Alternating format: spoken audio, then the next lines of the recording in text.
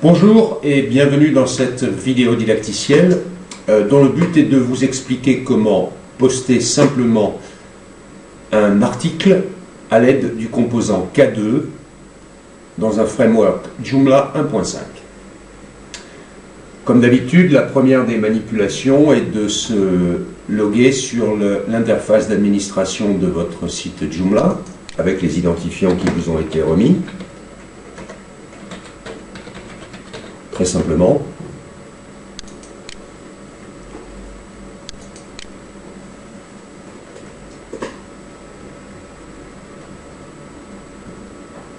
Vous arrivez sur l'interface que vous connaissez bien maintenant du panneau d'administration du back-end. La partie propre à Joomla dans la partie supérieure et le composant K2 dans la partie inférieure ici. La première des choses dont vous devez vous assurer, c'est qu'une catégorie a été créée. Le K2 est réellement la partie qui vous permet de travailler comme si vous étiez en train de travailler sur un blog, comme WordPress, exactement de la même manière. Donc il faut s'assurer qu'une catégorie a bien été créée, ce que nous allons faire immédiatement. Je clique sur catégorie.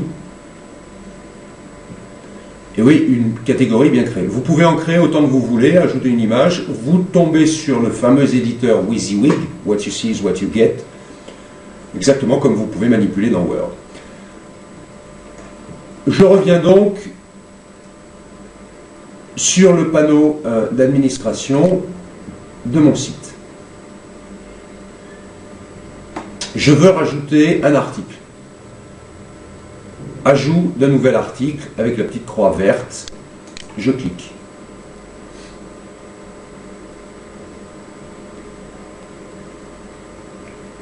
Je suis directement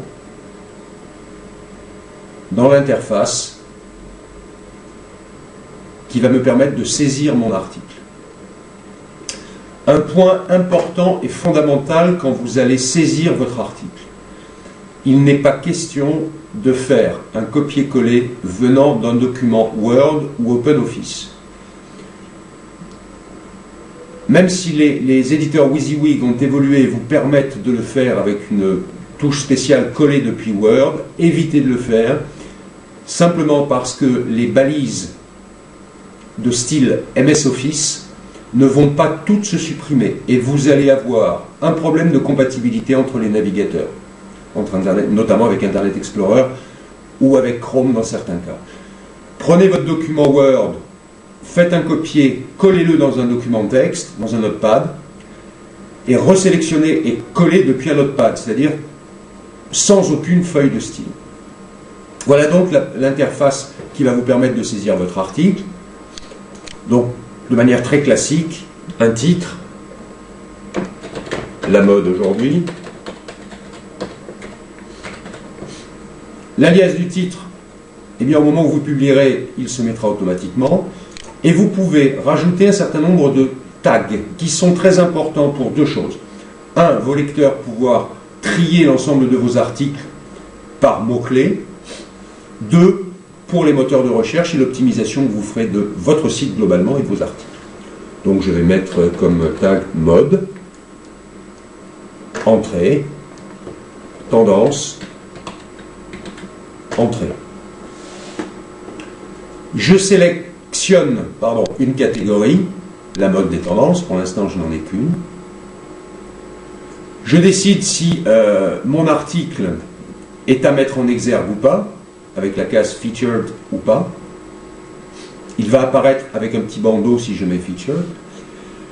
Et je descends dans la partie de saisie de mon article à part entière. J'ai fait un copier-coller de mon document Notepad, CTRL-V, et mon article est saisi. Je le mets en forme, par exemple, le premier paragraphe sera justifié. Je sélectionne et je justifie. Je peux ajouter des liens, vous connaissez la saisie traditionnelle de l'article. À l'issue, juste sous le premier paragraphe, je saute une ligne et je vais ajouter une balise read more, ici, more. Pourquoi? ça va me permettre de n'avoir que le chapeau dans ma liste d'articles une fois publiés, et non pas les articles complets au fil de l'eau, ce qui occasionne des pages interminables sur les parties blog, et il faut prendre des ascenseurs qui n'en finissent pas pour lire l'intégralité de vos articles ou rechercher un article. Donc j'insère cette balise Readmore, voilà, une petite ligne rouge c'est mis, je supprime la ligne qui ne sert à rien ici, et je considère que mon article est mis en forme, très simplement. Je peux bien sûr, dans ce composant K2, qui est un composant très puissant, ajouter une image. Je la télécharge ou je la prends directement du serveur. Je peux ajouter une vidéo. Le plugin sera implémenté sur ce site très prochainement. Ou des champs supplémentaires correspondant à des options si je décide de présenter des produits, par exemple. Mon article, à ce moment-là, est prêt à être publié. Donc, je le sauvegarde. Et je n'oublie pas de le sauvegarder en cliquant. J'ai 3 options dans le composant K2.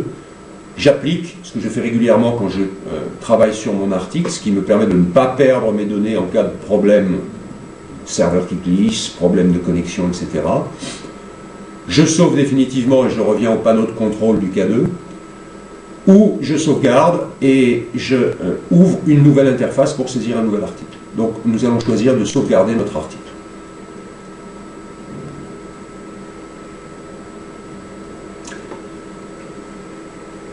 Le panneau de contrôle du K2 bien, nous présente l'ensemble des éléments et des possibilités sur ce composant. Notre article est ici, je peux aisément le rouvrir, aisément le rendre remarquable en cliquant l'option Featured. Je vais modifier mon article, donc je clique simplement dessus, je l'édite, au sens anglo-saxon du terme, bien entendu. Donc je le modifie. Voilà. Je vais rajouter du gras sur ces premiers mots. Voilà, gras de manière traditionnelle. Je passe maintenant sur la partie droite de l'éditeur d'articles. Un certain nombre d'éléments sont renseignés, et notamment qui a publié cet article. L'administrateur, etc. On peut éventuellement ajouter un pseudo pour l'auteur. Définir si cet article est public, simplement pour les membres enregistrés, ou correspondant à un menu spécial. La date de création, la fin de publication automatique, si cela est le cas. N'oubliez pas que dans ces dates et heures de publication et de création, c'est l'heure serveur qui est prise en compte. Si votre serveur est en Europe, là où vous êtes, c'est l'heure européenne. S'il est en Chine, c'est l'heure chinoise. S'il est aux États-Unis, c'est l'heure nord-américaine, vous l'avez compris. La fin de publication, idem.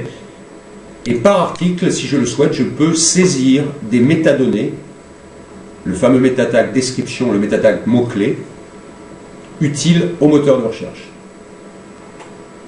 Si vous ne le faites pas, ça n'est pas grave, mais ça permet de propulser un article et de mieux le référencer, en tout cas d'optimiser son référencement. Voilà.